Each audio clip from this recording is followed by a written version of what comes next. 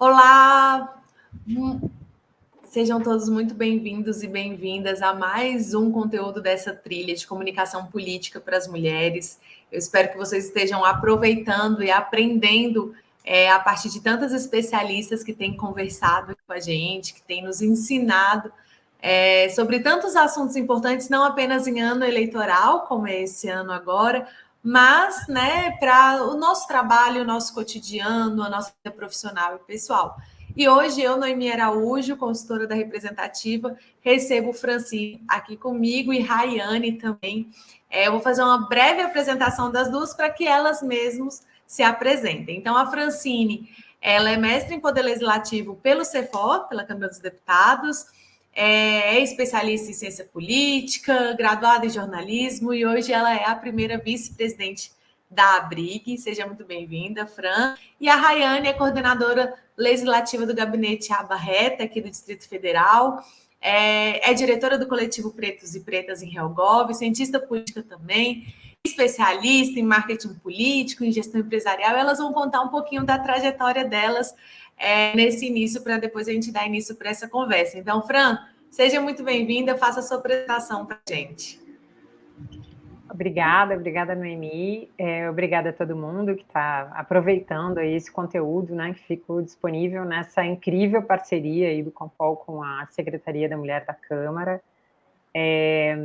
De fato, é uma alegria poder participar e imaginar que gente, né, de todo o país pode aproveitar aí esse conteúdo para melhorar sua trajetória no espaço político, né? Então, eu trabalho na área de defesa de interesse já há 12 anos, 15 anos, por aí, aqui em Brasília.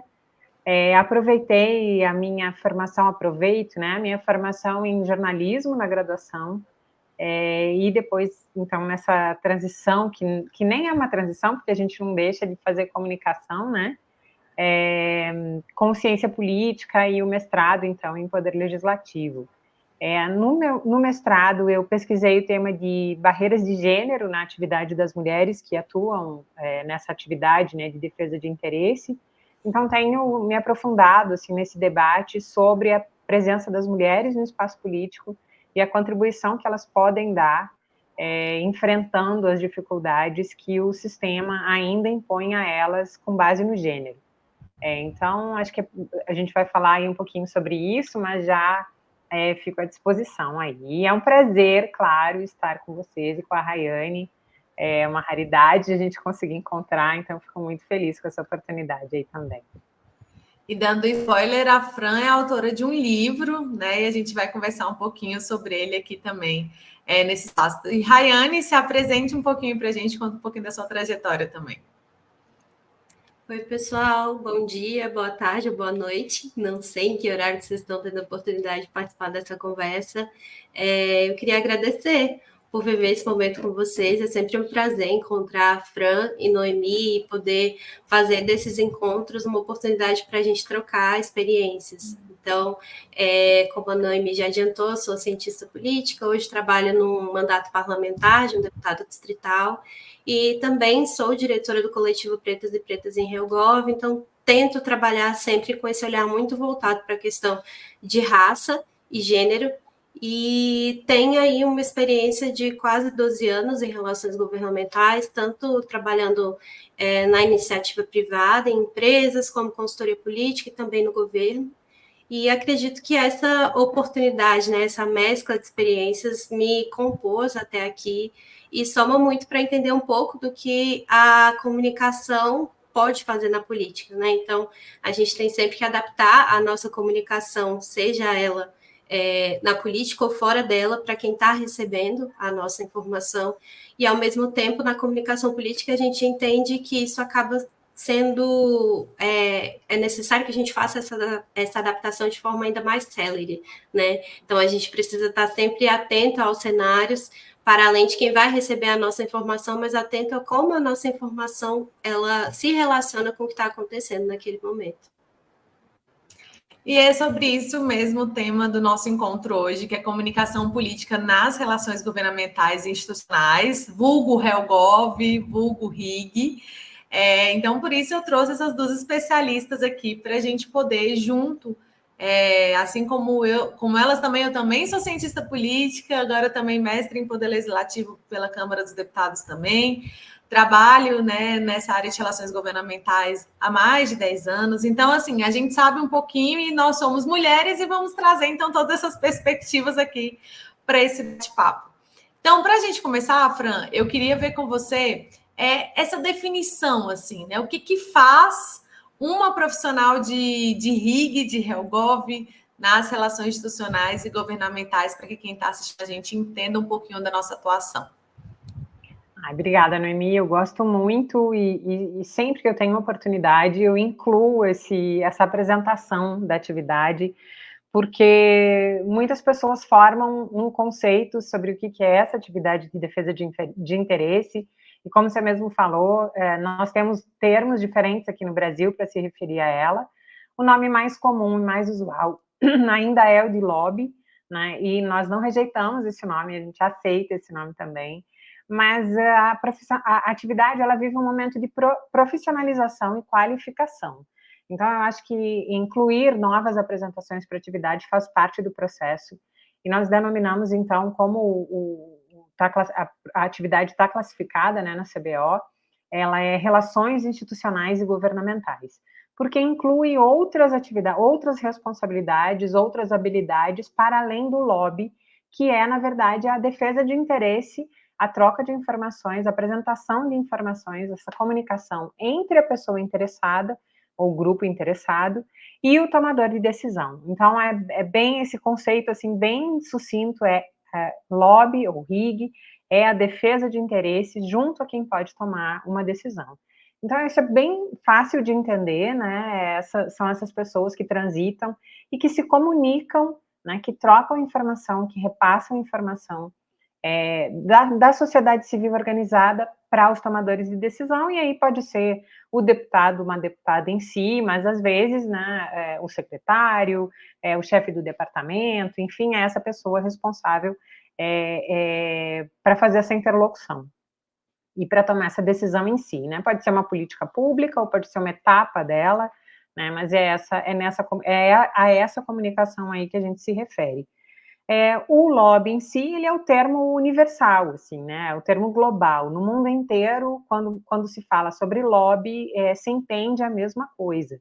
Então, é importante que aqui no Brasil a gente também tenha a liberdade e a autonomia de usar esse termo, porque na academia mesmo, o termo é lobby, né? Para poder comunicar com as pesquisas dos outros países, que foi o meu caso, por exemplo, eu tinha que tratar do termo lobby.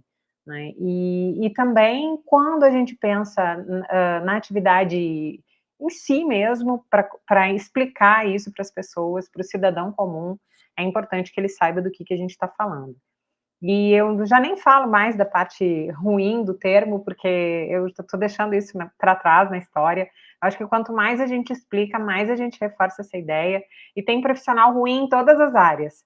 Se fosse só no lobby, estava bem fácil de resolver. Então, tem gente que faz o errado em todo lugar, e para isso existe a lei, né? Existe o processo todo da justiça, todos os códigos aí, e o mal profissional que finge que está fazendo lobby também pode ser enquadrado nisso.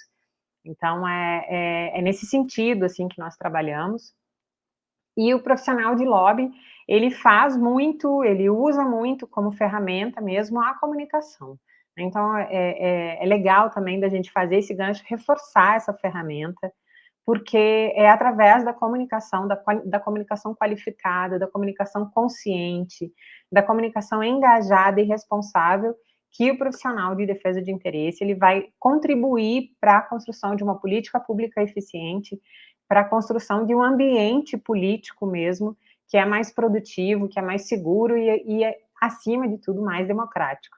Então, essa comunicação, é esse gancho que a gente está fazendo nesse diálogo aqui, entre a atividade de RIG e o debate sobre comunicação política, ele é fundamental, no meu entender, e a gente precisa falar mais sobre isso, sabe? Sobre a importância disso. Porque essa troca, ela é o que faz... a gente sempre fala isso, e os deputados e as deputadas falam muito, né? Os senadores também. O parlamentar, ele não sabe tudo sobre os assuntos, né? Ele não tem como saber sobre legislação portuária, e daí no outro dia ele vai saber sobre especificidade do processo de educação, e no terceiro dia sobre alguma coisa muito técnica da área da saúde. Não tem como, né? E muito menos ter controle, total conhecimento sobre como determinada ideia vai impactar lá na ponta, né? Na vida do cidadão, lá no município, lá no bairro mesmo. Então é importante que a sociedade civil traga essa informação aqui para Brasília, assim como faz para a Câmara Municipal e para as assembleias, né, Rai? Trazer essa informação e alertar e contribuir para que essa política pública seja, para que a gente tenha o melhor destino para os recursos públicos e do tempo e do empenho, né, de todo o funcionamento do sistema. Então, é por aí. Muito bom, acho que se todo mundo entendesse essa definição, nosso trabalho ficaria muito mais fácil, né, Fran? A gente precisa disseminar isso. E pensando nisso, Raiane, como a Fran mesmo falou sobre a importância desse relacionamento, dessa ponte com a sociedade civil, como que tem sido feito esse trabalho por meio dos coletivos, né? Você que está na diretoria do Pretos e Pretas em HelGov, comenta para a gente um pouquinho como que foi a criação desse coletivo e como que tem sido feito esse trabalho. Claro, e com certeza conversa muito com o que a Fran falou. Então, a gente tinha essa percepção, esse olhar de que relações governamentais ela não era para todos, né? Que ela seria um trabalho que com certeza requer muito estudo, muito tempo. Então tinha essa percepção que só empresas com grande capital conseguiriam fazer essa movimentação e participar de decisões políticas. É nesse cenário que a gente traz aí a experiência dos coletivos, né? O Pretos e Pretas em HelGov, ele surgiu em agosto de 2020, então ele durante a pandemia, da necessidade dos seus cofundadores em algumas conversas, que são o professor Creomar e a Vero Roy.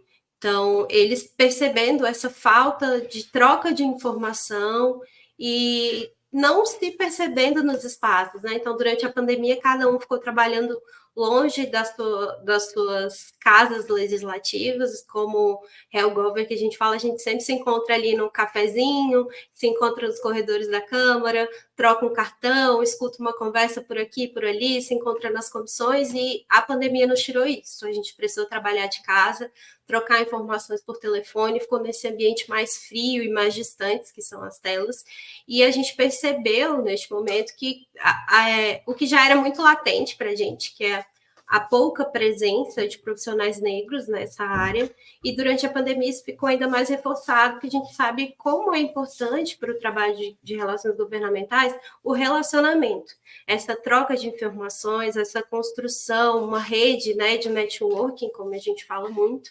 e isso é mais difícil para profissionais negros.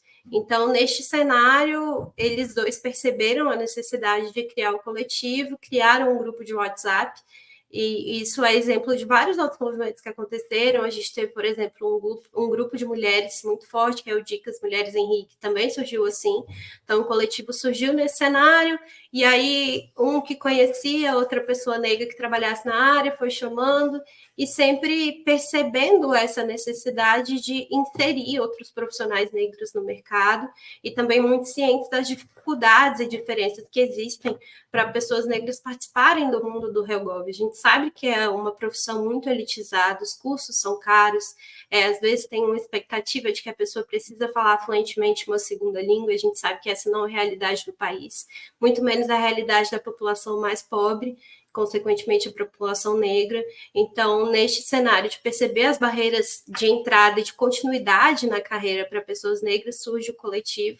Então, o coletivo vem também da ideia de propiciar um espaço de desenvolvimento, uma troca de informações entre os profissionais que estão no coletivo. A gente já realizou alguns cursos online, a gente fez um processo também de aulas para não é bem uma aula, né, mas um treinamento para as pessoas participarem de entrevistas, convidou empresas para trocar com a gente, né, para o RH, trazer sugestões de como essas pessoas precisariam se portar durante as entrevistas e tirar também esse receio, né, para que as pessoas conseguissem chegar mais confiantes nessas entrevistas.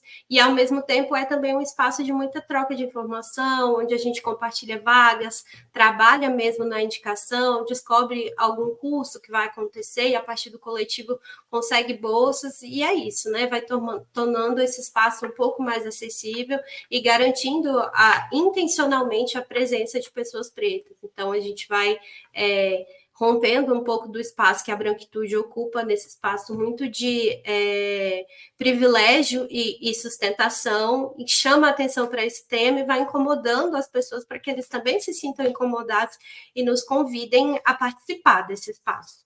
Então, agora, de um olhar mais macro, para mim, o papel dos coletivos nas relações governamentais se divide ali em 5 aspectos. Então, primeiro, a gente pode chamar de monitoramento e cobrança. Então, a gente acompanha a execução de políticas públicas, faz monitoramento das ações previstas e se os resultados chegaram naquilo que a gente esperava, e também acompanha e atua para transparência e acesso a essa informação. Então, né, se a gente busca uma informação que ela não está acessível, que ela não está tão disponível, a gente procura mais informações, a gente acessa via LAI, faz esse trabalho de disponibilizar os dados para outras pessoas que têm interesse nesse tema. Depois disso, eu entendo que vem a participação e o diálogo, então participação em conselhos, fóruns, em eventos, como eu falei há pouco, chamar entidades para discutir, e também vem o protagonismo social. Como é que a gente pode colocar aqui esse protagonismo social? É justamente tomar a pauta para si, falar sobre aquele assunto, se empoderar desse tema, e depois disso a construção de um diálogo, né? Estar aberto a outras opiniões e, ao mesmo tempo, estar ali ciente do que aquilo trata e compartilhando as suas percepções. É muito importante esse diálogo, porque, assim como os parlamentares vêm do parlar, HelGov também tem que estar muito ativo nessa troca, né? Ouvir e falar também com muita atenção. Depois eu destaquei aqui o braço de proposição e assessoria, então a gente tem que estar disponível para produzir propostas, para trazer o que a gente acredita que seria essa ação ideal, a estratégia ideal, tem que estar disponível para fazer assessoria técnica, que às vezes a gente está atendendo entidades ou coletivos que não estão tão organizados, e aí é o momento que a gente atua nesse direcionamento técnico e no compartilhamento de experiências anteriores, né? O coletivo também serve para essa movimentação, entender boas práticas que aconteceram ou estratégias que trouxeram bom resultado e agir a partir daí. Próximo braço é mobilização e conscientização, então é muito importante fazer essas campanhas de conscientização para mobilizar a população, ou entidades, ou sociedade civil, fazer uma educação política, ou educação no sentido letramento daquele tema que a gente está trabalhando. Então, trazer aquele tema para a população, tornar aquele tema acessível, o que a gente vem fazendo, por exemplo, com racismo ambiental, que até pouco tempo era um termo muito acadêmico, né? Era muito difícil de explicar. Então, dizer para as pessoas que o fato da casa dela alagar e outras regiões não alagarem tem sim um relacionamento com racismo ambiental, demonstrar por que isso acontece e como a gente precisa atuar. E, ao mesmo tempo, nessa parte de mobilização e conscientização, tem também o fortalecimento da democracia. Então, que as pessoas entendam a importância do seu voto, a importância da sua voz na participação de conselhos ou na cobrança dos parlamentares, no acompanhamento dos temas que são votados nas câmaras, né, que entendam que o papel político ele não se encerra ali no dia que você deposita seu voto na urna, mas que ele continua com o seu acompanhamento dos parlamentares, não só os que receberam o seu voto, que a partir de eleitos todos representam a população por inteiro. Então, esse monitoramento ele tem que acontecer, tem que ser contínuo. E, por fim, a incidência política. Então, é a articulação com diferentes setores da sociedade, entender onde esse tema ele se torna comum para outros setores e, a partir disso, de alguma forma, pressionar essa atuação, pressionar mudanças e transformação social. Então, o que eu consigo pensar de exemplos para para todos esses que eu citei, os conselhos municipais de saúde. Esses são muito bem estruturados, funcionam desde os municípios menores até os estados, capitais. Então, a gente tem um conhecimento, uma troca de informações muito grande presente nesses conselhos, eles até conversam entre si, trocam experiência. A dengue, no momento, está sendo um tema muito comum entre os conselhos, então entender como ele acontece em um estado e no outro é um bom exemplo, né, de como a organização da sociedade civil ou conselhos pode fazer HealthGov. E dá para perceber que é muita coisa que a gente faz, as pessoas não têm nem noção, né, das diversas áreas de atuação, dos diversos setores, seja público, privado, terceiro setor, que os profissionais de relações governamentais e institucionais atuam. Mas especificamente para esse debate, Fran, queria até te provocar um pouquinho, como que funcionam para as mulheres, né? Porque a partir do seu estudo, do meu também, a gente fala um pouquinho sobre essa questão do clube dos homens, né, do Old Boys Club, e como que, assim como tem ali na frente, nas mandatárias, nas cadeiras, a política sendo dominada por homens, nos bastidores, de certa forma, é da mesma forma, né? Na verdade, em várias profissões, vários cargos, onde tem esse espaço de poder e decisão, as mulheres ainda são minorizadas, né? Não é que são minorias. Então, eu queria que você falasse um pouquinho para a gente como que, nessa questão, né, da política dominada por esse clube, de certa forma, de homens, como que você enxerga esses desafios para que a gente consiga ali ultrapassar isso e defender nossos interesses e fazer campanhas, usar os coletivos ou sozinhas, representando as organizações para as quais a gente trabalha? Então, eu gosto de dizer que o sistema político ele é neutro com relação a gênero quando a gente olha para as regras oficiais, né? Então, não há nenhuma lei assim que diga que tem que ter que as regras são destinadas para os homens, que esse espaço é destinado para os homens, mas ele é de fato um espaço masculino, né? O espaço político ele foi criado pelos homens para os homens. E esse sistema ainda tem essa cara do masculino, né? A gente parte desse pressuposto de assumir essa realidade, porque é importante conseguir entender o que é que de fato está acontecendo para conseguir estabelecer um sistema de mudança. Então, eu brinco assim que se uma mentira 1000 vezes dita, ela se torna verdade, uma verdade 1000 vezes repetida, ela deveria mudar a sociedade, né? E a gente vem dizendo todos os dias que o espaço da política é masculino, que o ambiente estabelecido, ele impacta em regras e modelos de funcionamento que acabam por excluir permanentemente ou constantemente as mulheres. Isso se dá de várias maneiras, e o Clube dos Homens é uma delas, né? É essa rede de apoio, de suporte, de comunicação e de identificação que funciona, né, nesses espaços como o político, em que os homens eles têm uma linguagem eles já circulam com naturalidade, né? Tá todo mundo ali naquele tom escuro, no terno, na gravata, nas piadas, na maneira de abordar. Né? Então, as mulheres, elas circulam assim, como imigrantes mesmo desse sistema, né? Então, uma mulher transitando pelo Congresso, de certa maneira, ela ainda causa um certo desconforto, né? Ainda há um estranhamento do sujeito feminino circulando nesse espaço da política. E a gente vem lutando contra isso por vários caminhos, né? Um deles é as mulheres seguem estando nesse espaço, né? Enfrentando mais dificuldades, gastando mais energia para continuar, para fazer as mesmas coisas e para tentar entregar um resultado que seja similar e às vezes, e muitas vezes, é superior ao dos homens, mas ainda assim, tudo isso que ela despende a mais para se vestir, para se adaptar, para se adequar, para compensar as atividades que ela não consegue realizar por limitação de barreira de gênero mesmo. E uma dessas atividades é a da participação em todos os outros eventos que não acontecem no horário comercial, sabe? Das 8 às 6 da tarde, você consegue realizar muita coisa, mas existem outras atividades um pouco mais informais, às vezes é um jantar, às vezes é um evento, às vezes é só um lançamento de alguma coisa, e as mulheres têm mais dificuldade de circular nesses ambientes por vários fatores. Um deles é a sobrecarga da atividade doméstica, né? As mulheres continuam trabalhando mais no cuidado da família e dos dependentes.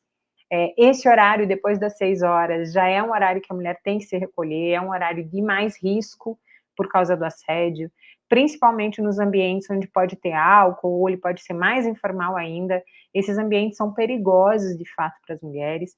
E as situações de assédio, elas são muito negativas, tanto para a vida pessoal quanto para a vida profissional dessas mulheres.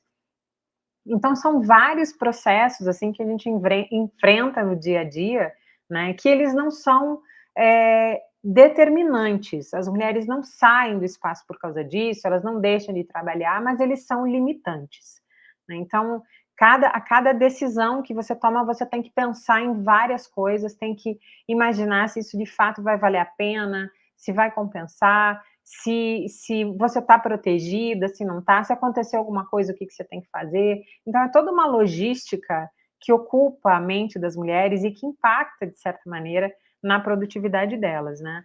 E, assim, seria muito bom, e a gente luta para que as mulheres não tenham que, por exemplo, adaptar estratégias pelo fato de serem mulheres, para que elas possam estabelecer um sistema de comunicação, um sistema de troca, um sistema de contribuição mesmo para o processo político, que não seja definido pelo gênero delas e por tudo que elas podem e não podem fazer, que elas devem e que não devem fazer, como diz a sociedade.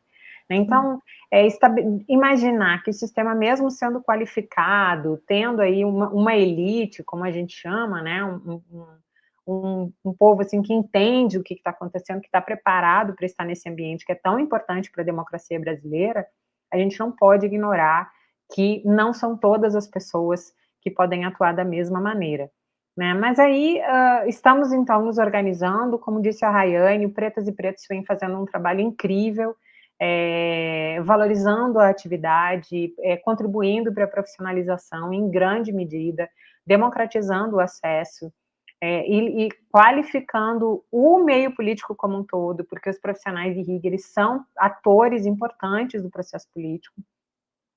Depois nós temos o Dicas Mulheres em RIG, que eu tenho prazer de dizer que sou uma das fundadoras, né, do coletivo. Hoje são mais de 1.100 mulheres em 4 grupos de WhatsApp, e nós trocamos muitas informações, e também apoio, suporte, compreensão, que são valores muito importantes para quem está nessa atividade, que por vezes se sente sozinho, isolado, sem apoio. Então a gente consegue se entender e se ajuda. Dentro da ABRIG nós temos, então, agora nessa gestão, já era também no anterior, mas uma chapa paritária, né, uma direção paritária, isso faz bastante diferença também. E temos o Comitê Mulher da ABRIG, aí, que a Noemi coordena agora, representa agora, e também fazemos, então, todo esse debate, né, tendo em vista, objetivando a ampliação numérica e representativa das mulheres no espaço político. Eu acho que nós estamos avançando também na compreensão de como mais mulheres nessas atividades acabam puxando mais mulheres em outras atividades relevantes. Então, quando a gente olha para o lado, vê as mulheres que trabalham com orçamento se organizando, as mulheres que trabalham com relações internacionais se organizando, as mulheres de outros setores específicos. Semana passada, eu tive uma reunião ali na Briga com mulheres do setor do agro, e aí você vai para a tecnologia, você vai para a música, você vai para audiovisual, você vai para tantos outros setores que identificam as mesmas barreiras. E semana passada, esse grupo do agro, elas me falaram assim, eu passei uma apresentação contando os números, e elas me disseram assim, se trocar lobby por agro, é a mesma coisa. Então, isso é muito triste, né? Porque nós sabemos que é uma barreira social, mas é muito chocante ainda ter noção do tamanho do problema, né? E de como a gente ainda tem que trabalhar para conseguir, de fato, estabelecer um sistema que seja um pouco mais justo e um pouco mais equilibrado para as cidadãs, né, que devem ter acesso e que deveriam estar trabalhando, produzindo, vivendo, definindo suas vidas, fazendo escolhas como se fossem cidadãs de total direito, né? Então a gente vê que nós ainda não somos. E quem quiser saber, inclusive, mais desse estudo e trajetória, experiência tão prática da Fran, pode acessar, né? Pode adquirir o livro Mulheres e Lobby no Parlamento Brasileiro, que inclusive é uma obra da edição da editora da Câmara, então, em parceria, né, com a bancada feminina, com a Secretaria da Mulher, fez esse lançamento. E, Rayane, assim, o tempo é pouco, a gente tem tanta coisa para falar, né? Tem tanto para destrinchar sobre esses assuntos, mas a Fran trouxe um pouco da questão dos desafios de gênero, e eu queria que você complementasse um pouco até sobre os desafios de raça também, em um ano eleitoral, como fazer comunicação política a partir dessa nossa experiência de HelGov, de RIG, sob essa ótica de raça, assim, de mulheres negras, por exemplo. Não sei se a gente consegue falar isso de forma tão objetiva, mas se você conseguir aí falar qual que seria a solução imediata, assim, para a gente nesse bate-papo, a gente agradece. Infelizmente, assim como os poucos minutos que eu tenho, a solução imediata para isso também não existe.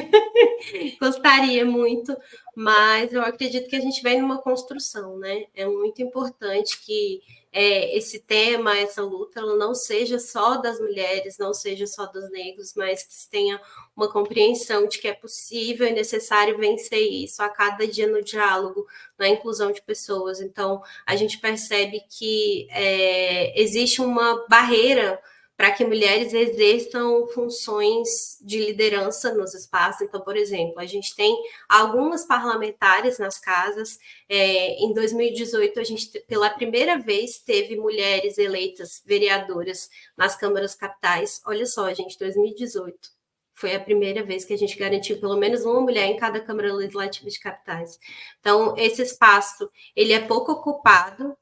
Pessoas negras, menos ainda, a gente consegue listar várias casas de câmaras de capitais que não têm pessoas negras, ou quando tem uma pessoa só. Então, essas pessoas, seja a mulher única naquele espaço, o negro único naquele espaço, ele acaba falando sozinho.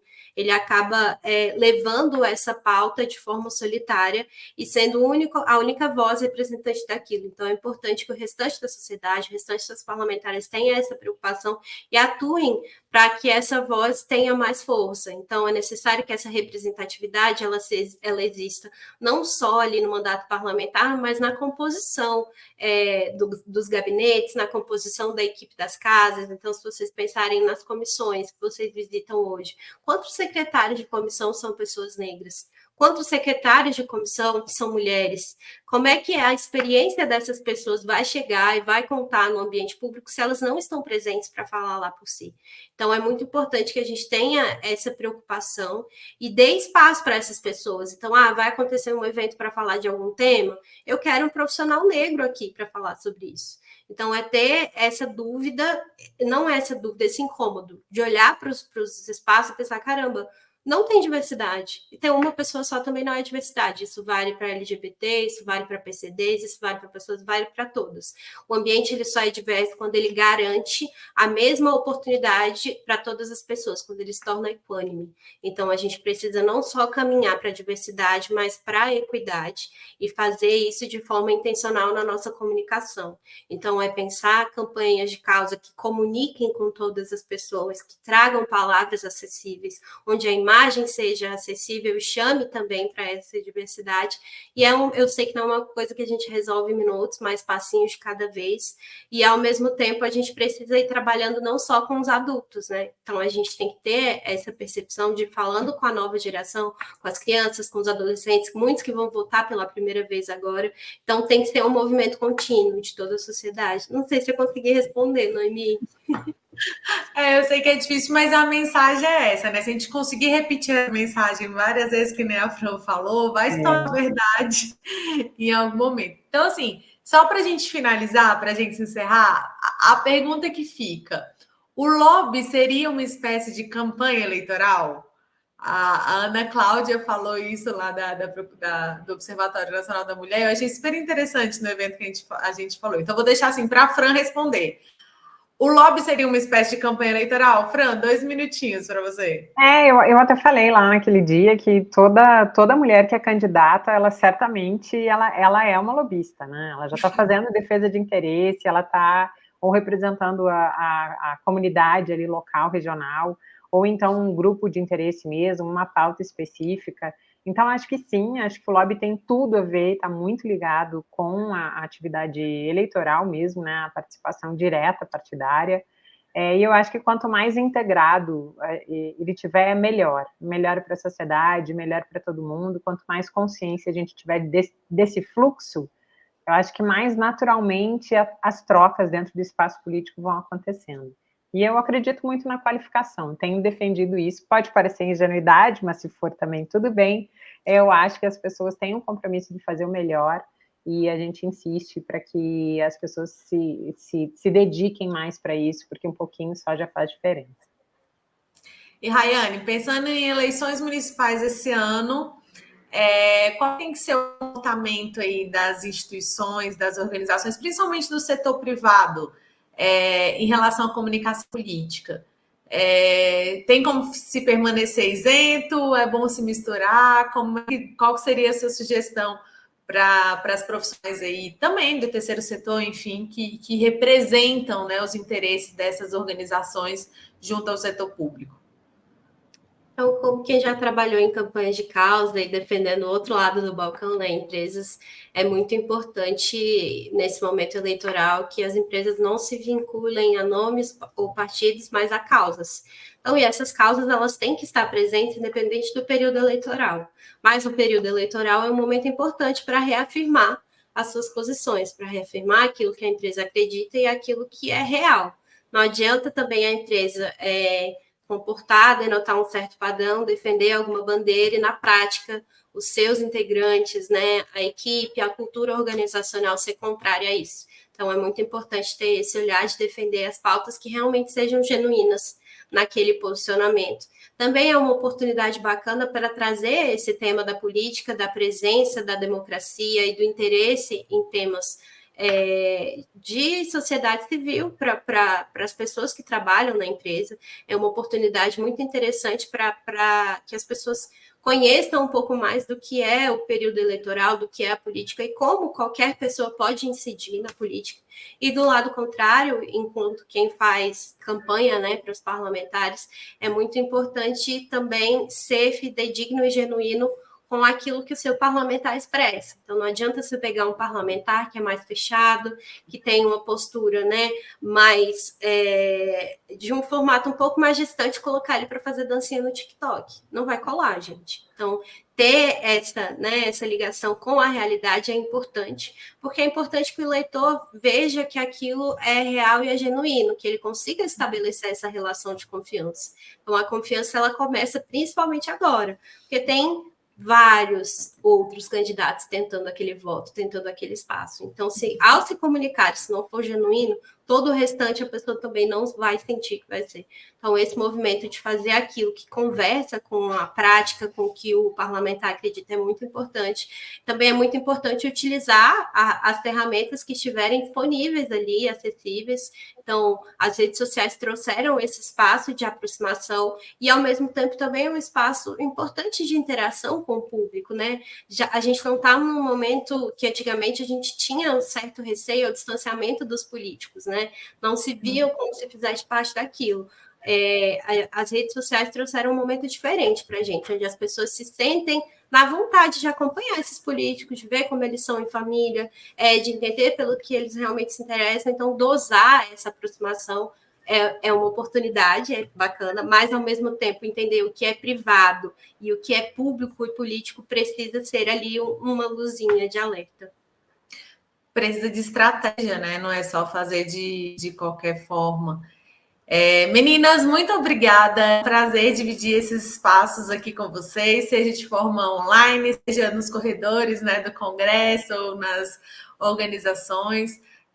Vocês são profissionais incríveis, inspiradoras e que têm contribuído verdadeiramente para uma democracia mais representativa, mais justa. Então, muito obrigada. Vou dar as considerações finais para cada uma para a gente poder encerrar aqui. Fran?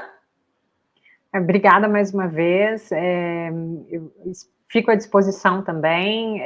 Na Abriga, inclusive, no site, tem bastante informação para quem se interessa um pouco mais sobre isso, para entender melhor o que é defesa de interesse, para participar dos debates também, dos diálogos.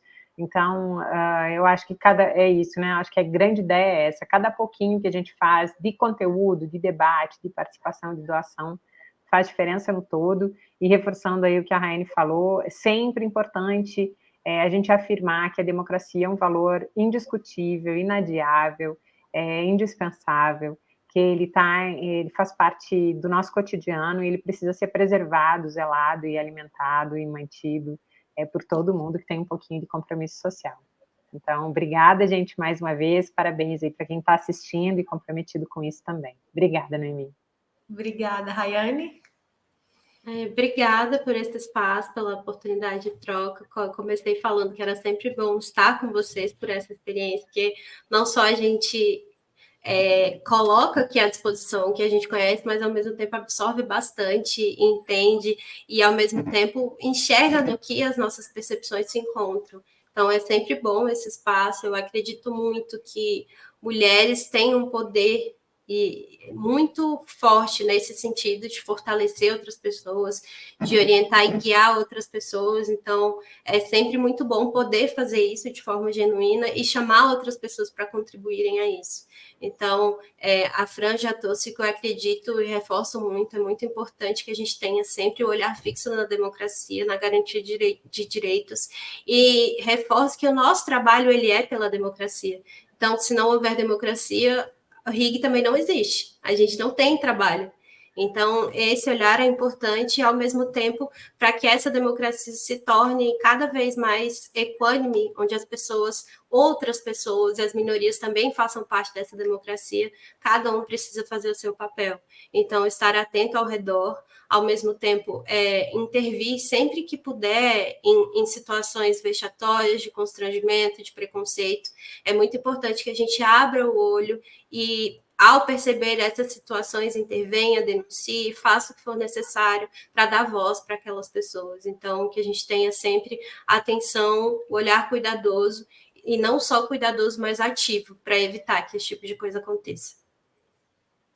Muito obrigada. Para quem quiser acompanhar um pouquinho mais no site da Câmara, no YouTube, no canal do YouTube da Câmara dos Deputados, tem o evento do Compor Mulheres, que ficou gravado, foram 2 dias de conteúdo, teve a participação dessas mulheres também trazendo mais conhecimento, e a gente se vê na próxima. Então, obrigada, pessoal, e até mais. Obrigada, gente, até mais. Obrigada, tchau.